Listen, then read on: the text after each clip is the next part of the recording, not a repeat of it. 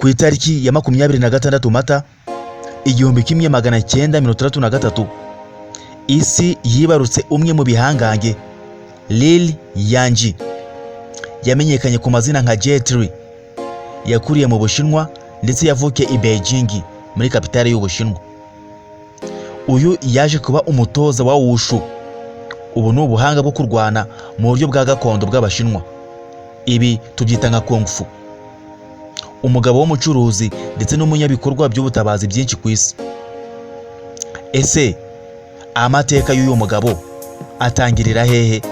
Kuko yiswe Jet Li bamwitiriye umuvuduko nk'uw'indege bitewe n'uburyo yarwanaga. Reka nkubwire neza iyi nkuru ya Jet Li. Mbere banza umaking sure ko wakoze subscribe kuri Hot World Entertainment, ubundi twikomereza. Kuba igihangange kwa Jet Li byatangiye akiri umwana ubwo yaburaga ababyeyi be. Bivugwa ko Jet Li yabaye imfubyi akiri muto cyane. Papa we umubyara yapfuye Jet Li afite imyaka 2 gusa. Nanone kandi ku myaka 8 nibwo yatangiye kwiga Wushu. Iyi ni siporo yerekana imyitozo y'ubuhanga bwo kurwana mu buryo bwa martial art. Abatoza be bamubonagamo impano idasanzwe. Yatangiye guhagararira igihugu cye mu marushanwa y'igihugu, atwara imidari myinshi cyane itandukanye. Ku myaka 11 gusa Jet Li yabaye umukinnyi w'intangarugero w'igihugu muri Wushu cyangwa se Kung Fu cyangwa se Wing Chun. Ibi byamuhaye amahirwe yo gusura ibindi bihugu nka Leta Zunze Ubumwe za Amerika, aho yahuye na Perezida Richard Nixon akamubwira ko ubufasha bw'Ubushinwa butari mu ntwaro ahubwo buri no mu muco. Ibi byatumye yerekezwa muri sinema. Nyuma y'imyaka yo guhatana muri Wushu, Jet Li yinjiye muri sinema mu 1982 akina muri filime nka Shaolin Temple. Iyo ni filime yahindutse icyamamare cyane mu Bushinwa no hanze yabwo. Ibi byatumye Jet Li abe icyitegererezo mu gukundisha abantu umuco w'Ubushinwa n'imikino ya martial art.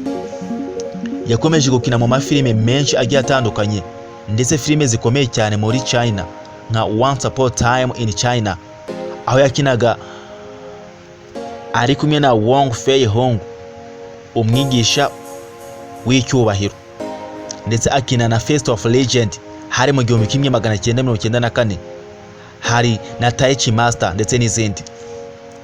Izi filime zamugize umwe mu bakinnyi bazwi cyane muri Aziya. Kugera i Hollywood muri USA hose bumvise izina Jet Li barahungabana. Mu 1998 Jet Li yinjiye i Hollywood akina muri filime Lethal Weapon 4, aho yakinaga ari umwanzi mukuru. Ubu buryo bwo kumugaragaza nk'umwanzi bwatumye abantu benshi bamumenya vuba. Nyuma yaho yakinye muri filime nyinshi zakunzwe cyane nka Romeo Must Die hari mu mwaka wa 2000, Kiss of the Dragon 2001 na The One 2001 ndetse na Hero 2002. Filime y'Ubushinwa yakunzwe ku rwego mpuzamahanga. Ntago yahagarukiye aho gusa, hari indi yitwa Fearless yakinnye mu mwaka wa 2006. Filime yerekanye ubuzima bwa Huo Yangji cyangwa se Huo Yangjia, umunyabwenge muri martial art. Jet Li yakinnye kandi muri Expendables hamwe na Sylvester Stallone wamenyekanye nka Rambo na Jason Statham wamenyekanye nka Transporter ndetse n'abandi bakomeye cyane. Ibi nabyo byatumye Jet Li akomeza kugaragara nk'umwe mu bakinnyi ba filime b'ibihangange bakomeye cyane ku isi. Lil Yangji yashatse inshuro 2 ashaka umugore. Gusa kandi ubu afite umugore witwa Nina Lil Chi cyangwa se Nina Li Chi, wahoze ari umukinnyi wa filime. Afite abana 3 n'abakobwa. No, afite abana 3 b'abakobwa gusa. Mu buzima bwe Jet Li yigeze guhura n'ibibazo by'ubuzima, harimo indwara ya hyperthyroidism imutera kugira intege nke, ariko yakomeje guhangana nayo. Uyu mugabo w'igihangange Jet Li ntazwi gusa nk'umukinnyi wa filime, ahubwo ni umuntu ufite umutima wo gufasha. Mu mwaka w'ibihumbi 2004 nyuma yo kurokoka tsunami yabereye mu bihugu bya Aziya, yashinze One Foundation, ikigo gifasha mu bikorwa by'ubutabazi n'imfashanyo.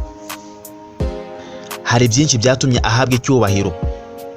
Byinshi bavuze ngo Jet Li afite legacy kandi nziza.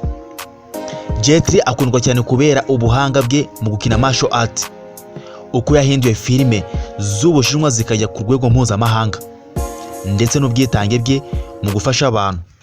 Kugeza ubu Jet Li afatwa nk'umwe mu bakinnyi b'ibihangange ba martial art ku isi, hamwe nka Bruce Lee ndetse na Jackie Chan. Menya neza ko akoze subscribe kuri Hot World Entertainment. Depa 250 niko nitwa.